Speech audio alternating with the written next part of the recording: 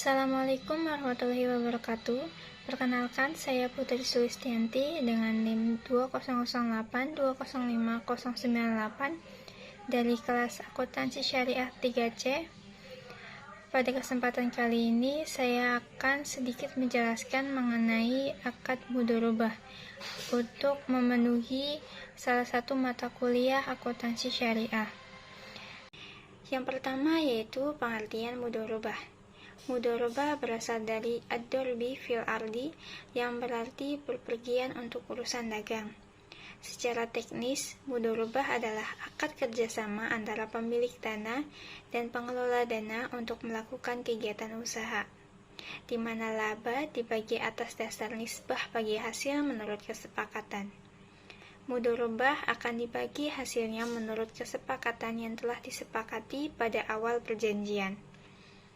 Dan apabila usaha tersebut mengalami kerugian, maka kerugian tersebut akan ditanggung oleh pemilik modal selama kerugian tersebut bukan disebabkan oleh kelalaian dari pengelola modal. Dan jika kerugian tersebut disebabkan karena kecurangan atau kelalaian pengelola modal, maka pengelola modal yang harus bertanggung jawab atas kerugian yang dialami. Selanjutnya yaitu mengenai sumber hukum akad mudharabah.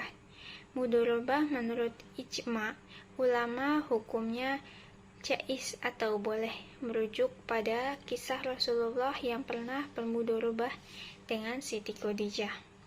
Sumber hukum yang pertama yaitu Al-Quran. Terdapat dalam Quran surat Al-Jumu'ah ayat 10 yang artinya, apabila telah ditunaikan sholat, maka bertebaranlah kamu di muka bumi dan carilah karunia Allah SWT. Dan Quran surat Al-Baqarah ayat 283 yang artinya, maka jika sebagian kamu mempercayai sebagian yang lain, hendaklah yang dipercayai itu menunaikan amanatnya dan hendaklah ia bertakwa kepada Allah Tuhannya. Sumber hukum yang kedua yaitu As-Sunnah. Dari Sahih bin Su'aib radhiyallahu anhu bahwa Rasulullah SAW bersabda, 3 hal yang di dalamnya terdapat keberkatan, jual beli secara tangguh, muqarabah atau mudharabah, dan mencampur adukan dengan tepung untuk keperluan rumah, bukan untuk dijual. Hadis riwayat Ibnu Majah. Hadis yang kedua yaitu Abbas bin Abdul Muthalib. Jika menyerahkan harta sebagian mudharabah, ia mensyaratkan kepada pengelola dananya agar tidak mengarungi lautan dan tidak menuruni lembah, serta tidak membeli hewan ternak. Jika persyaratan itu dilanggar, ia selaku pengelola dana harus menanggung resikonya. Ketika persyaratan itu ditetapkan, Abbas dengan Rasulullah SAW, beliau membenarkannya. Hadis riwayat Tabrani dari Ibnu Abbas. Selanjutnya yaitu rukun akad mudharabah. Rukun akad mudharabah itu ada 4. Yang pertama, pelaku. Pelaku terdiri atas pemilik dana dan pengelola dana. Yang kedua, objek mudharabah. Objek mudharabah itu berupa modal dan kerja. Yang ketiga, ijab qabul atau serah terima. Yang keempat, nisbah keuntungan. Ketentuan syariah akad mudharabah. Yang pertama, pelaku.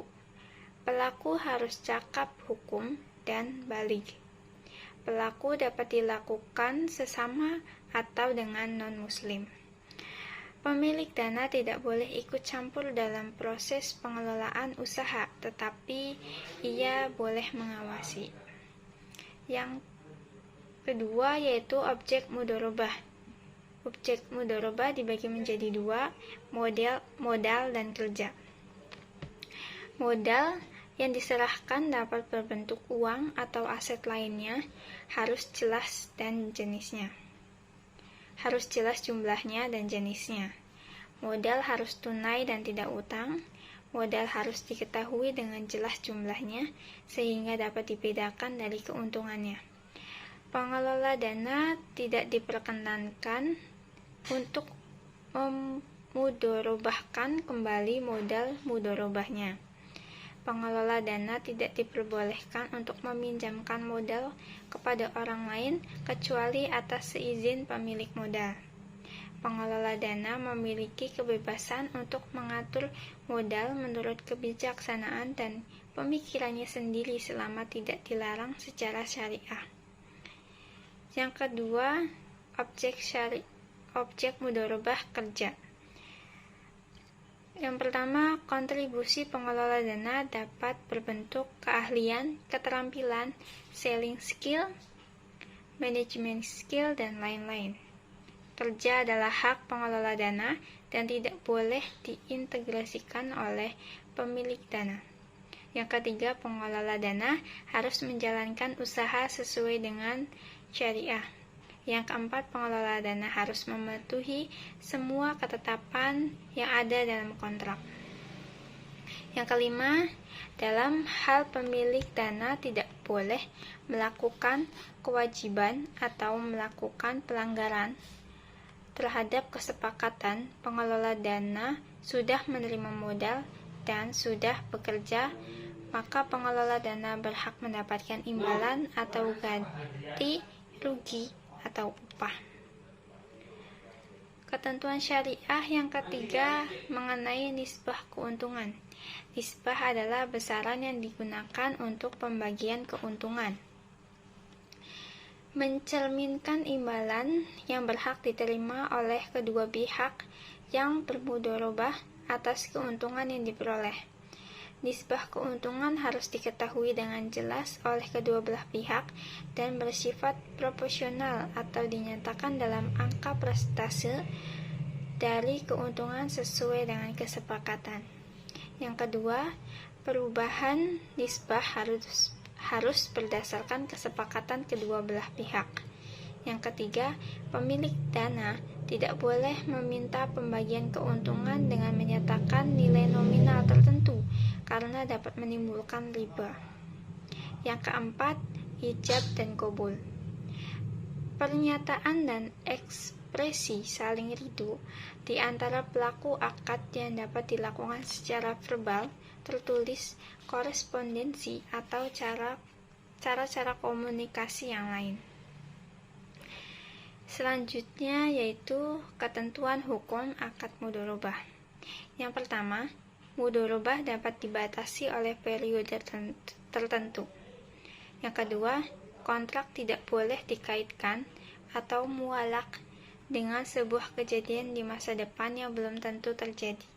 Yang ketiga, tidak ada ganti rugi dalam mudorobah karena akad ini pada dasarnya bersifat amanah, kecuali akibat dari kesalahan yang disengaja, kelalaian, atau pelanggaran kesepakatan.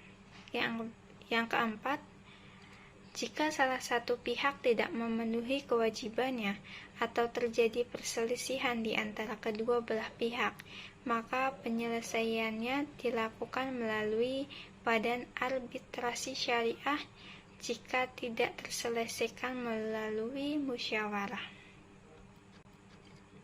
Selanjutnya yaitu mengenai jenis-jenis mudorobah. Jenis-jenis mudorobah ada 3, mudorobah mutlaqah, mudorobah muqayyadah, mudorobah mushtarakah. Yang pertama, mudorobah mutlaqah. Mudorobah mutlaqah adalah bentuk kerjasama antara penyedia modal, syahibul mal, dan pengelola modal mudarib, yang cakupannya sangat luas dan tidak dibatasi oleh spesifikasi jenis usaha, waktu, dan daerah yang akan digunakan untuk usahanya. Jenis yang kedua yaitu mudorobah muqayyadah.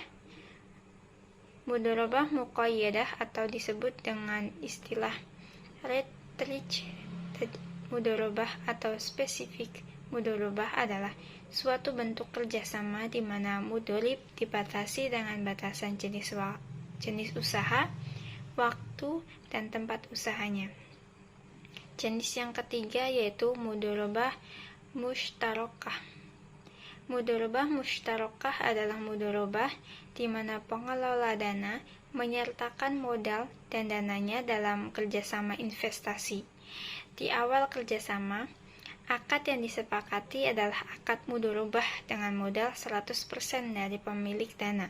Setelah berjalannya operasi usaha dengan pertimbangan tertentu dan kesepakatan dengan pemilik modal, pengelola dana ikut menanamkan modalnya dalam usaha tersebut.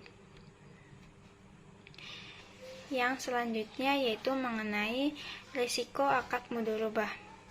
Yang pertama, streaming. Nasabah menggunakan dana itu bukan seperti yang disebutkan dalam kontrak. Yang kedua, lalai dan kesalahan yang disengaja.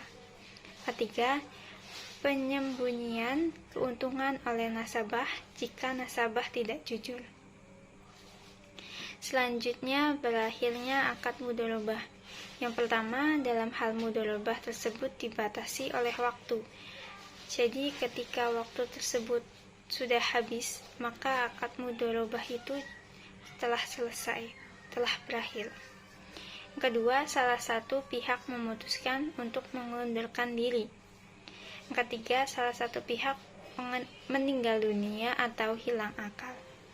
Yang keempat, pengelola dana tidak menjalankan amanahnya sebagai pengelola usaha untuk mencapai tujuan sebagaimana dituangkan dalam akad.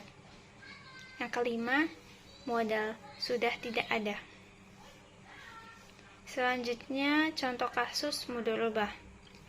Sahibul mal yang bermitra dengan mudharib untuk usaha percetakan selama 9 bulan. Sahibul mal memberikan uang untuk modal sebesar 20 juta. Ketika kedua belah pihak sepakat dengan nisbah bagi hasil 40/70, di mana 40%-nya itu merupakan keuntungan untuk sahibul mal. Setelah mudharib menjalankan usaha selama 9 bulan, modal usaha telah berkembang menjadi 35 juta, sehingga diperoleh keuntungan sebesar 15 juta.